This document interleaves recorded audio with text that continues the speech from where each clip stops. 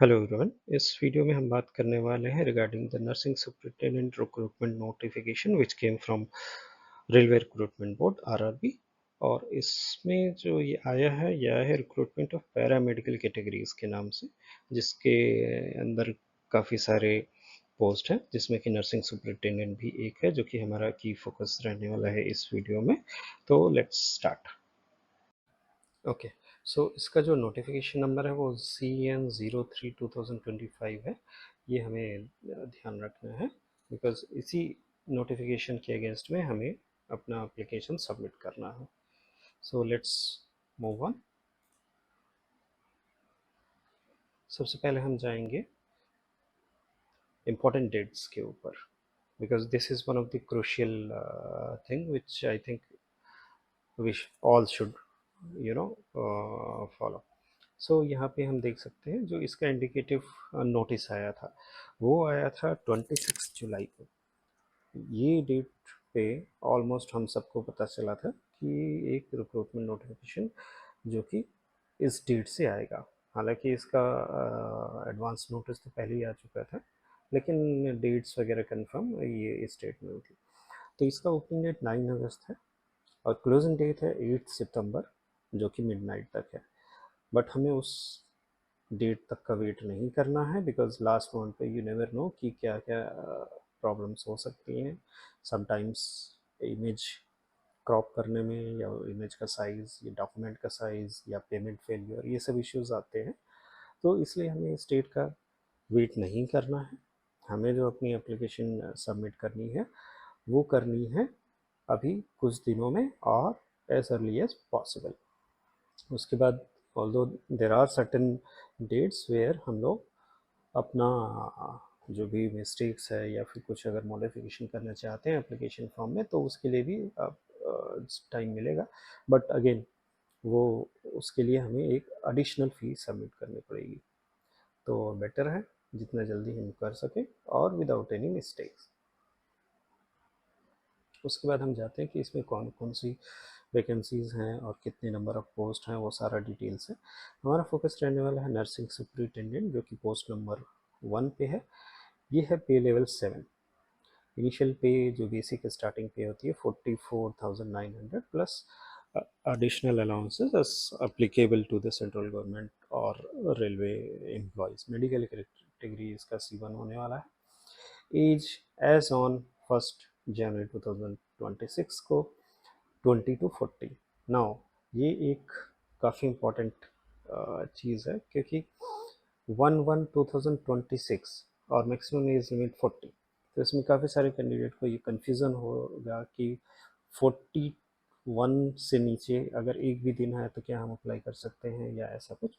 तो इसका कन्फ्यूज़न दूर करने के लिए आरआरबी ने कुछ डेट्स दे रखी हैं डिफरेंट डिफरेंट कैटेगरीज के लोगों के लिए, like general, OBC, SC, ST categories के एप्लीकेंट के लिए, कि उनका जो डेट ऑफ बर्थ है वो ए से लेके बी तक की डेट के बीच में फॉल करना चाहिए। तो उस डेट को भी हम अभी देखेंगे। इसका टोटल नंबर ऑफ जो वैकेंसीज है वो 272 है। अगेन अगर हम देखें पुराना रिकॉर्ड और जिस कैपेसिटी में रेलवे हॉस्पिटल्स आज की डेट में ऑपरेट कर रहे हैं तो ये काफ़ी कम है। बट वी डोंट नो कि अगर नेक्स्ट रिक्रूटमेंट ड्राइव कब आएगा, कितनी वैकेंसीज है, वो रेलवे के डिसीजन के ऊपर है। अब यहाँ एक और पॉइंट मैं हाईलाइट या फिर जो कन्फ्यूज़न है उसको दूर करना चाहूँगा। ये जो नर्सिंग सुपरिटेंडेंट पोस्ट का नाम है, यहाँ पर जो है नर्सिंग सुपरिटेंडेंट और एम्स में जो नर्सिंग सुपरिटेंडेंट, इसमें बहुत फ़र्क है। ऑलमोस्ट कहें तो ज़मीन आसमान का फ़र्क है। रीज़न, यहाँ आपको मिल रहा है पे लेवल 7 और जो एम्स होता है उसमें अगर आप नर्सिंग सुपरिटेंडेंट हैं तो वहाँ आपको मिलता है पे लेवल 11। एक तरीके से मान लीजिए ये नर्सिंग सुपरिटेंडेंट जो है वो एम्स के नर्सिंग ऑफिसर के इक्वलेंट है, बिकॉज पे लेवल सेम है। तो इस तरीके से हम ये कह सकते हैं कि ये इक्वलेंट पोस्ट है नर्सिंग ऑफिसर जो एम्स में होता है। ठीक है, बाकी ये और भी पोस्ट है जो कि आप देख सकते हैं, इसके ऊपर हम ज़्यादा फोकस नहीं करेंगे। सो लेट्स मूव ऑन। इसमें जो नेक्स्ट इम्पॉर्टेंट थिंग हमको ये देखनी है कि candidates waiting for final result, जो कि इन्होंने एजुकेशन क्वालिफिकेशन लिखी है या डिमांड की है, जो रिक्वायरमेंट है नर्सिंग सुपरिटेंडेंट के लिए, उसका अगर आप वेट कर रहे हैं तो आप अप्लाई नहीं कर सकते। आपके हाथ में रिजल्ट होना चाहिए पासिंग का as on the last date of the application submission. Then इसमें एक और चीज़ आती है कि प्रेफरेंस, कि हमारा कौन सा आरआरबी में कितनी वैकेंसीज़ हैं, हमारा क्या प्रेफरेंस होना चाहिए, या फिर एक में अप्लाई करें या मल्टीपल में करवा लें। तो उसमें हमको ये ध्यान रखना है कि at the time of application submission हमको अपना चॉइस वहाँ पे फिल करना है कि कौन सा हमें आरआरबी में अप्लाई करना है। तो उसके लिए दो क्राइटेरिया जो कि कॉमन होती है, जो जनरली कैंडिडेट्स डिसाइड करते हैं, एक कि जिस आरआरबी में नंबर ऑफ़ वैकेंसीज ज़्यादा हैं वहाँ अप्लाई करेंगे, या फिर दूसरा जो हॉस्पिटल्स, जो आरआरबीज हमारे नेटिव प्लेस या हमारे रेजिडेंस के आसपास हैं, हम उसमें अप्लाई करेंगे। तो depending on your choice and preference आप इसको फिल कर सकते हैं। Now coming on the next की पॉइंट, जहाँ पे मैं ये हाईलाइट करना चाहूँगा कि अगर आपने एक से ज़्यादा एप्लीकेशन डालने की कोशिश की तो आपकी सारी की सारी एप्लीकेशन जितनी भी आप सबमिट करेंगे आरआरबी सबको जो है कैंसिल कर देगा। तो मेक श्योर कि आप एक ही एप्लीकेशन सबमिट करते हैं विथ योर फर्स्ट प्रायोरिटी जो भी आपका है उसी आरआरबी को सेलेक्ट करते हुए, ठीक है। तो इसका हमें ध्यान रखना है। नाउ आपके जो भी कास्ट सर्टिफिकेट हैं या जो भी आप एज रिलैक्सेशन या फी कंसेशन या फिर कैटेगरी रिजर्वेशन करना चाहते हैं, वो सब आपको क्लोजिंग डेट ऑफ एप्लीकेशन को वो सारा रेडी होना चाहिए डॉक्यूमेंटेशन, या फिर आपको जो है उस डेट तक बनवा लेना है। उसके बाद कोई क्लेम करेंगे तो वो कोई भी असर नहीं करता, ये एक जनरल कंडीशन है, फिर भी मैंने आपको बता दिया है। उसके बाद हम मूव ऑन करेंगे जो एक क्राइटेरिया है, हाँ, जो नर्सिंग सुपरिटेंडेंट के लिए जो मेडिकल स्टैंडर्ड है वो C1 है। तो C1 यानी कि फिज़िकली फिट तो होना चाहिए। उसके अलावा जो है विज़न स्टैंडर्ड के लिए इन्होंने लिखा हुआ डिस्टेंट विज़न 6/12, 6/18 विद और विदाउट ग्लासेस, या ऐसे करके नियर विज़न के लिए आई के लिए इन्होंने मेंशन किया हुआ है। Then moving on the criterias, other criterias like national canal, citizen of India and others, ये तो सबको पता है। एज लिमिट जो भी इन्होंने लिखी है 1/1/2026 यानी 1 जनवरी, कमिंग जनवरी को एज लिमिट काउंट होगी। ये रहा इसका एज लिमिट का डेट, जो कि 20 से 40 साल इन्होंने लिखा हुआ है। हमें जो ये देखना है कि 1 जनवरी 2006 के बाद जिनका भी डेट ऑफ बर्थ है वो अप्लाई नहीं, आई मीन वो अप्लाई नहीं कर सकते हैं। जनरल के लिए आपका डेट ऑफ बर्थ जो है जो जनवरी 86 के पहले का नहीं होना चाहिए। ओबीसी के लिए 2 जनवरी 83 के पहले का नहीं होना चाहिए, और SC/ST के लिए 2 जनवरी 1981 से पहले का डेट ऑफ बर्थ नहीं होना चाहिए। बाकी ये जनरल कंडीशन है कि किसको कितना एज रिलैक्सेशन मिलता है, तो ये सब ये है। एक और चीज़ इसमें मैं बता दूं कि ESM की भी कुछ पोस्टेस हैं। तो ESM का जो रहता है रिलैक्सेशन, वो जनरली उनका length of service plus 3 years होता है जनरल कैंडिडेट के लिए। ओबीसी कैंडिडेट के लिए 3 इयर्स और ऐड हो जाएगा, तो जो है लेंथ ऑफ सर्विस प्लस। तो ये ESM कैटेगरी के हमारे जो भी जवान या फौजी भाई हैं उनके लिए एप्लीकेबल है। Now move on to education qualification, इसका क्या रहेगा। तो इसका जो भी है एक लास्ट पीछे अभी मैं बताऊंगा, उसमें मेंशन किया हुआ है कि इनको डिप्लोमा प्लस डिग्री दोनों चलेगा नर्सिंग में, वो उस पर हम बात करेंगे। अभी हम डिस्कस कर लेते हैं फ़ीस के बारे में, जो कि है 500 रुपीज़, जो कि नॉन रिफंडेबल है। SC ST ex serviceman ESM female candidates के लिए 250 फीस अभी लगेगा। अभी लगेगा मतलब जो भी वैसे तो ये फ्री होता है, लेकिन जब भी आप एप्लीकेशन फॉर्म भरते हैं at the time of submission of your application, ये आपको 250 रुपीज़ का देना है। उसके बाद आप जब एग्ज़ाम देने जाओगे, CBT जो कंप्यूटर बेस्ड टेस्ट CBT होता है इनका, वो दोगे तो जो जो कैंडिडेट देंगे उन कैंडिडेट्स का ये 250 रुपीज़ जो है रिफ़ंड हो जाएगा। जो कैंडिडेट एग्ज़ाम देने नहीं पहुँचे उनका ये 250 रुपीज़ रिफ़ंड नहीं होगा। ये एक क्राइटेरिया है इम्पॉर्टेंट रिगार्डिंग द फीस। और जो बाकी जनरल कैंडिडेट का ये 500 है, ये तो नॉन रिफंडेबल है।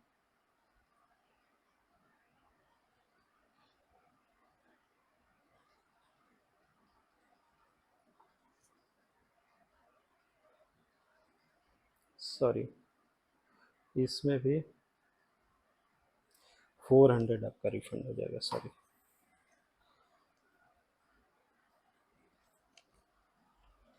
Move on, let's move on to the next point.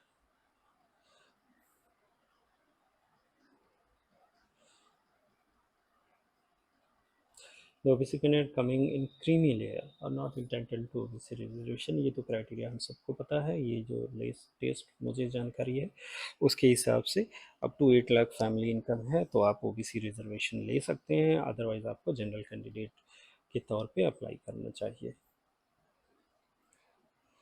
Next, the CN also provide horizontal reservation for ESM। अगर आप ESM हैं तो आपको हॉरिजेंटल रिजर्वेशन मिलेगा। और एक जो नंबर ऑफ पोस्ट की बात है तो वो हर उसमें अगेंस्ट में आपको मिलेगी, और जो मैं बॉटम में बताऊंगा अभी उसमें हम चेक कर सकते हैं कि ESM की पोस्ट कहाँ कहाँ पर अवेलेबल हैं हमारे फौजी भाइयों के काम की चीज़ें। एक सर्विसमैन कौन है इसका डिटेल में आई डोंट थिंक कि हमें जाने की ज़रूरत है, जो ESM भाई है वो जानते ही हैं।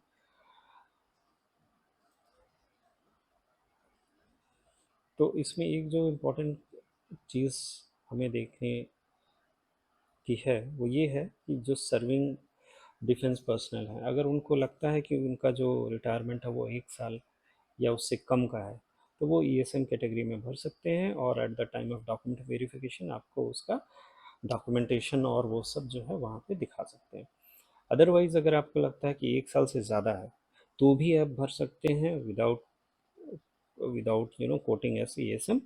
आप जनरल कैटेगरी या अपनी कैटेगरी के हिसाब से उसको भर सकते हैं, लेकिन ये इसलिए है कि अगर 1 साल से ज़्यादा का आरआरबी टाइम लेता है तो उसमें आपको वहाँ पे ज्वाइनिंग के लिए टाइम मिल जाएगा। अदरवाइज़ अगर आप एज ये सम भरना चाहते हैं तो आपको 1 साल या उससे कम का अगर आपका रिटायरमेंट है तो ही ये सम के तौर पे इस पर आप भर सकते हैं। देन बाकी ये सब स्टैंडर्ड स्टफ है, I think we all know. हाँ, अब आते हैं रिक्रूटमेंट प्रोसेस। रिक्रूटमेंट प्रोसेस इसका जो है बहुत ही simple, only one online application through any official RRB तो हमको सबमिट करनी है।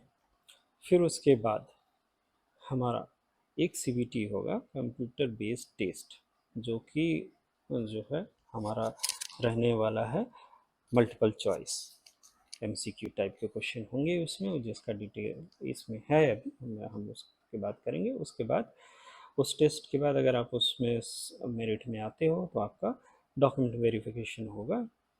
जो भी डॉक्यूमेंट्स आपने लगाए हैं उसका ओरिजिनल डॉक्यूमेंट आपको लेके जाना होगा और उसका वेरिफिकेशन होगा। उससे पहले आपको उसकी कॉपीज़ और वो सब उनके ऑनलाइन सिस्टम में अपलोड करनी होगी।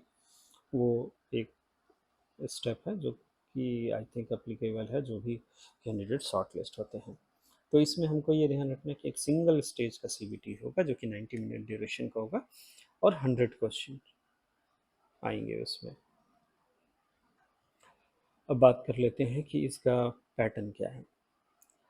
सिलेबस देखेंगे इसके बाद।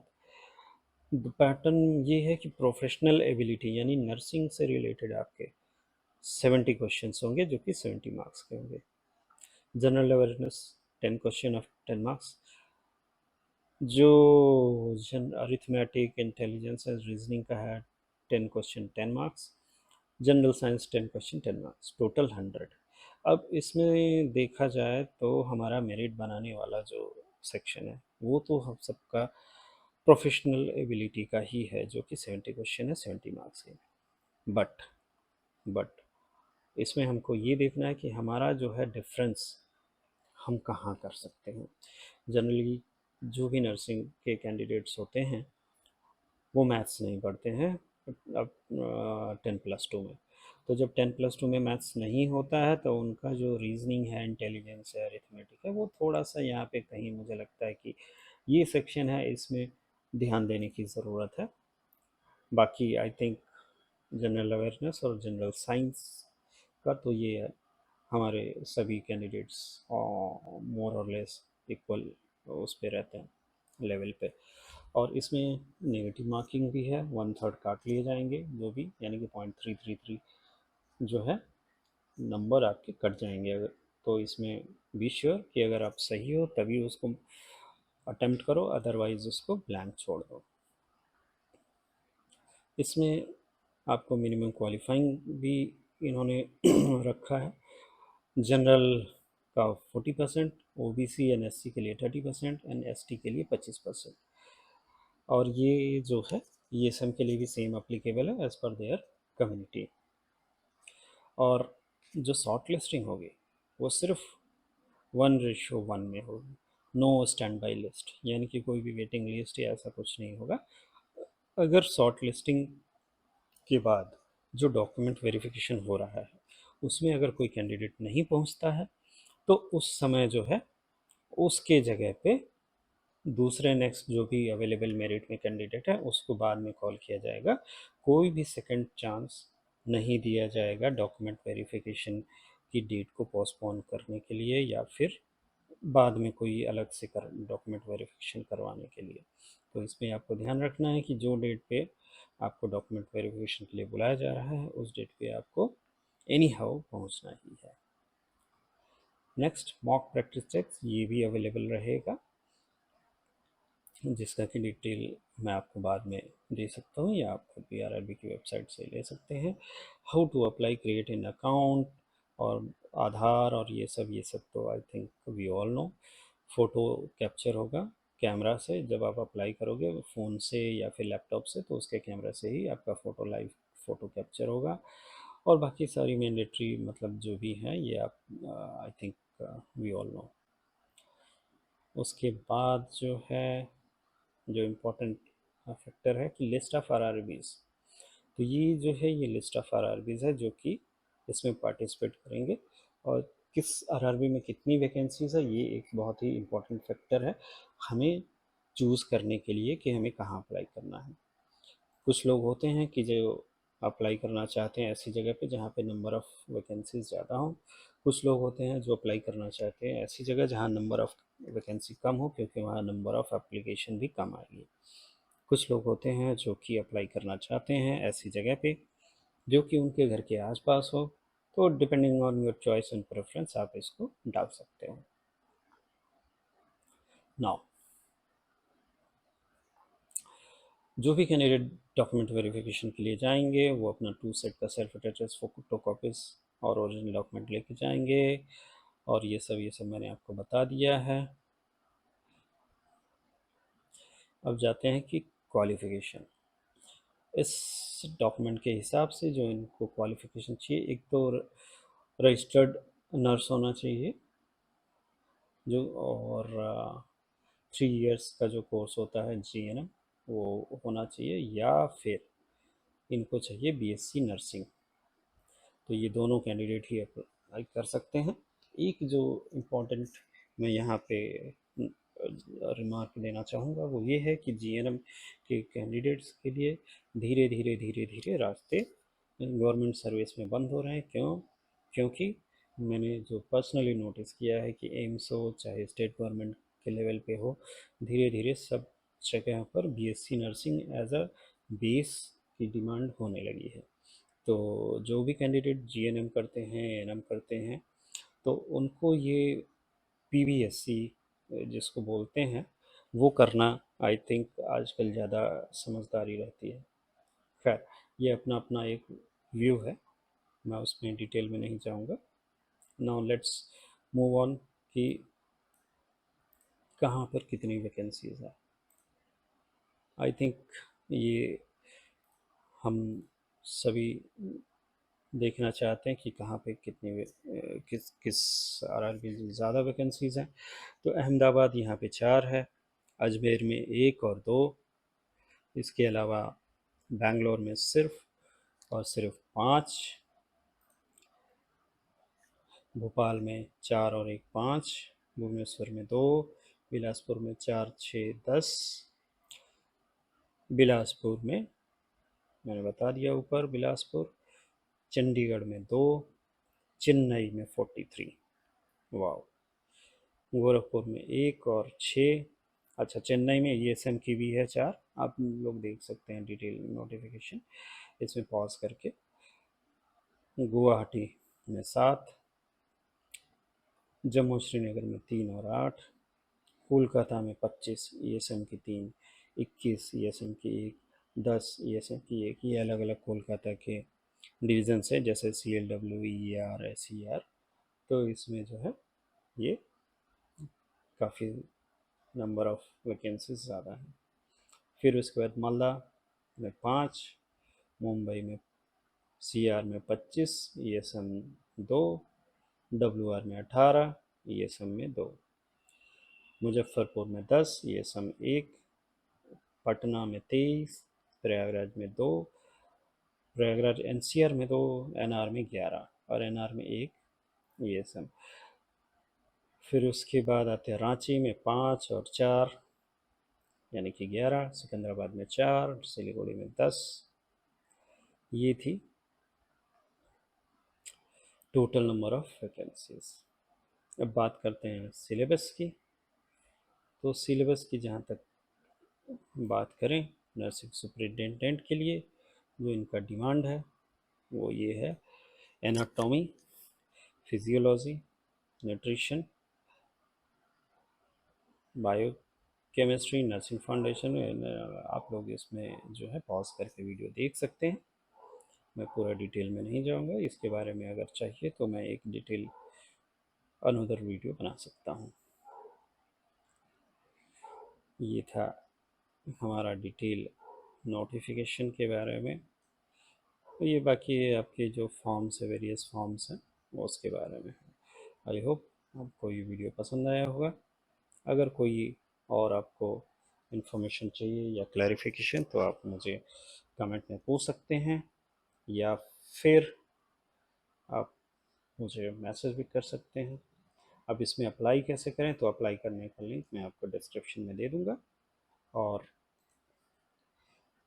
अगर आपको कुछ भी क्लैरिफिकेशन चाहिए तो I think in coming days मैं एक और वीडियो बनाऊंगा जिसमें कि हम बात करेंगे कि इसमें कट ऑफ कितना होगा, एग्ज़ामिनेशन पैटर्न किस हिसाब से रहेगा, और हमें किन किन बातों का special note to the examination pattern and all. तो इस वीडियो को यहीं पे ख़त्म करते हैं। आई थिंक आपको काफ़ी सारी जानकारी मिली होगी। अगर कुछ आपके और भी सवाल रहें तो आप प्लीज़ मुझे कमेंट में पूछ सकते हैं। I will be more than happy to answer. Thank you.